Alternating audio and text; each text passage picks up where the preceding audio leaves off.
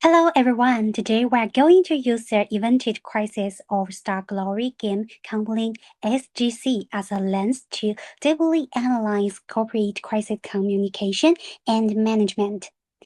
Here is our content. Let's start with the introduction. First is about business nature. Star Glory Game Company, SGC, founded in 2015 and headquartered in Shanghai, is a global leader in MMO RPG development. Its flagship title, Genesis Starburst, has 120 million registered users.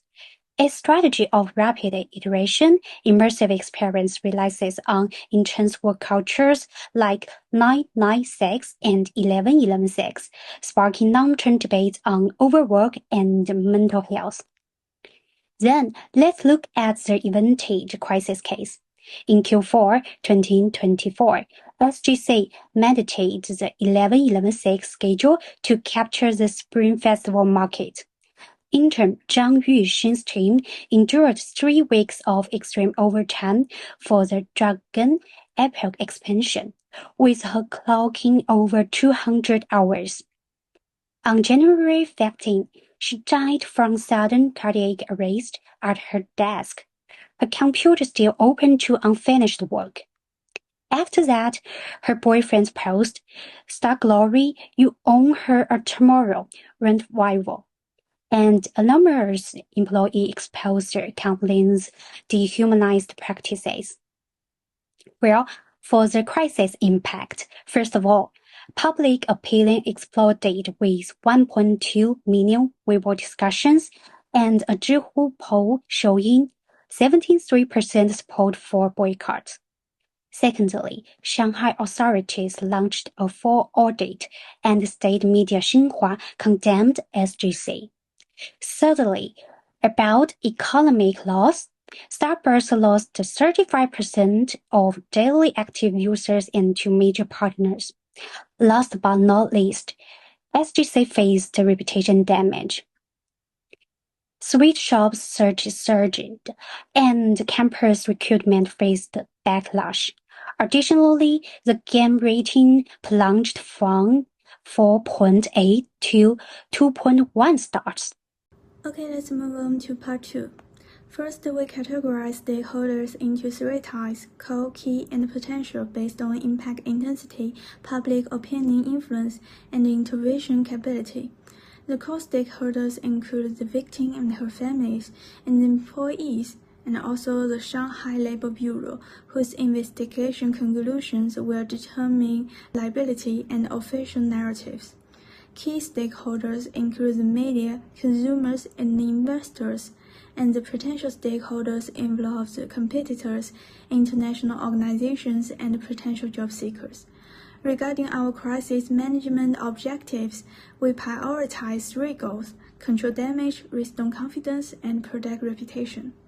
To control damage, we must block viral spreads of negative hashtags and internal leaks to prevent public opinion escalation. Economically, we need to mitigate risks like player boycotts, game rating collapse, and operational shutdowns. Legally, we must address government scrutiny of labor law violations.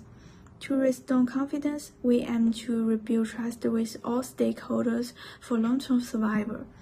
Lastly, to protect reputation, we must overturn negative label by climbing the moral high ground and demonstrating humanity through future actions. Following the principle of cross-department cooperation and specialist roles, we sculptured the crisis management team. The top management team includes CEO, the CFO, and crisis manager. The operation marketing team will handle corporate communications.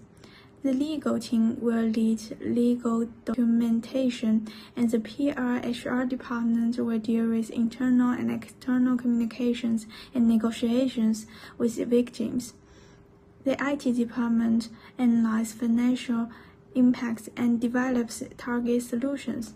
We also have an emergency management unit who will provide backup support. We carefully select the spokesperson, the COO, to ensure message accuracy and consistency. The COO has demonstrated professionalism, responsibility, kindness, and politeness in past internal and external communications. He understands what media needs and can handle stress effectively. And also, he holds senior authority to represent the leadership. His deep knowledge of internal systems enhances credibility when announcing future corrective actions. Hi, I'm Zhang Boyou, and I'm in charge of the first stage of the crisis.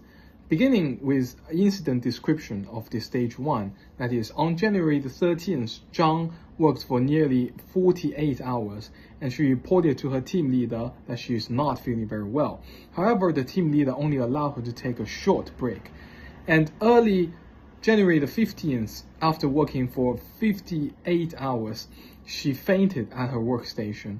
Although her colleagues sent her to hospital immediately, she died of her heart attack. And after acknowledging the incident, the company did not announce it to public. Instead, they tried to solve it internally. And however, the Zhang's boyfriend was quite furious about the event and exposed the whole incident on Weibo, which clearly go fire on Weibo. At this stage, we use a strategy that combines both internal and external communications to help control the damage. And our key message is the company is aware of the incident and tries to take actions to help employees remain calm. And our objective is to immediately take control of the incident and prevent it from spreading. There are a lot of actions that need to be done in this stage, and we have developed it into a sequential line. So in the first 24 hours, internally, we would like to review the employees' attendance records. And externally, we would like to show empathy to the deceased family.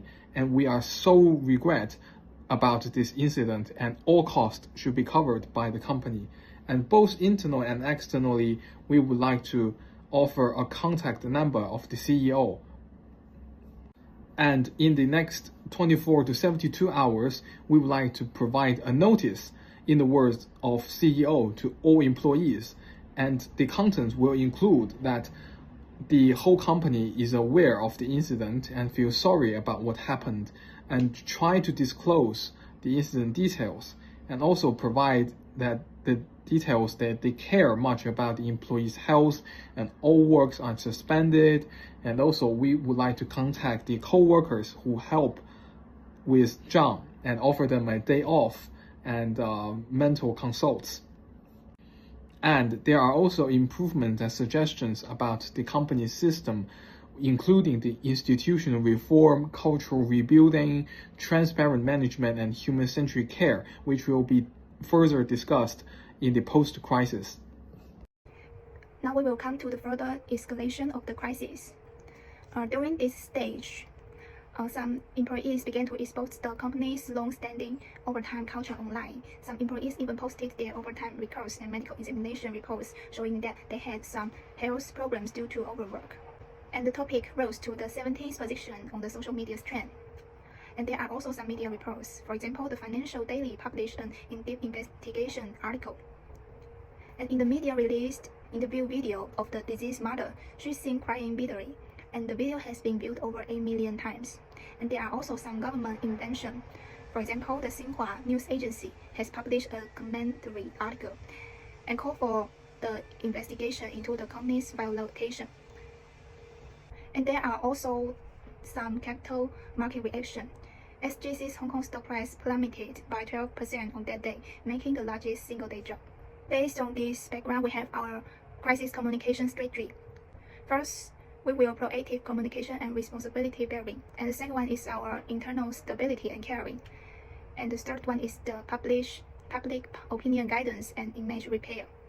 So our key message is to convey the company's measures and positive attitude toward rectification, and strive to rebuild trust among all parties. And our objective is to minimize the reputational damage. Now we will come to our actions. First, to the public, we will release an apology video on the company's official website and accounts, and the COO is the spokesperson on camera. This video is to express the company's apology again and our determination to reform to the public. And we will show our compensation plan for the victim's family. And we also invite the KOL to the participation in the research on the work environment and promise to open up access to the live broadcast too. To the employees, we will open an anonymous feedback channel and encourage the employees to put forward their opinion and suggestions. And this is hosted by a third-party law firm to ensure the freedom of speech. Also, to the media, we will first hold a press conference and invite some well-known media to attend, provide a detailed explanation of our investigation, progress of the incident, and our measures. And we will apologize again to the public and respond to the media's questions. And we will keep in touch with our media. We will assign a staff to be responsible for contacting the media, responding to their questions and concerns, provide our information, and avoid the spread of false reports. To the government, we will actively cooperate with the investigation, and we will provide our attendance records, salary records, and we will cooperate in interviewing the company managers. In stage 3, the crisis continues to escalate into a social issue. Externally, player dissatisfaction escalated from moral blame to critics of game mechanics. Internally, an HR employee's open letter on MyMy ignited a societal debate about worker freedom. According to this phrase, we took transparency-driven communication as our strategy, showcasing our empathy and sincerity. Through our actions, we want to convey that the company takes the voice of every employee and player seriously and commit to change from now on.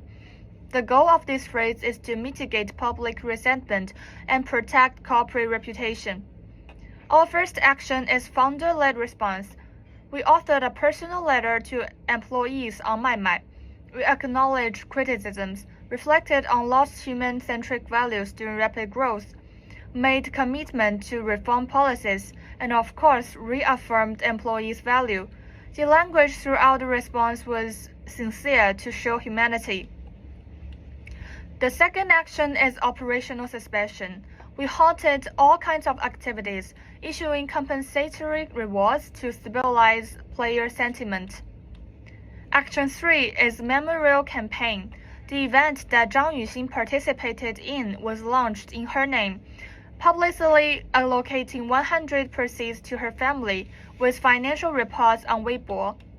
Press conference was held as the last action to provide a comprehensive overview of the incidents.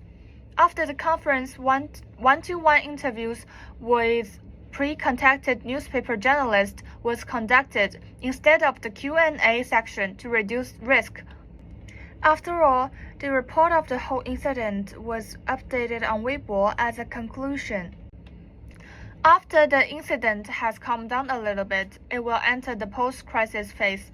The strategy taken is to continue the transparency, add regulation mechanism, while thoroughly reform the policy. The key message we want to convey is that the company cherishes every employee, supporting not just their professional growth but also their personal lives and development. The objectives are firstly show the consistency, practicing what we have announced in previous stage. The first action is CSR initiatives. We established Yuxin Memorial Fund to support families in the similar condition. And of course, policy overhauls is very important. It includes hybrid work model, overtime compensation, HR accountability, and mental health support. We also provide cultural revolution. We create monthly Bring Your Pet to Work Day to relieve employees' stress with pets while making their company life more colorful. And finally, the annual reports will include employee wellness metrics to show our transparent management. The above is our team's crisis communication plan. Thank you for listening.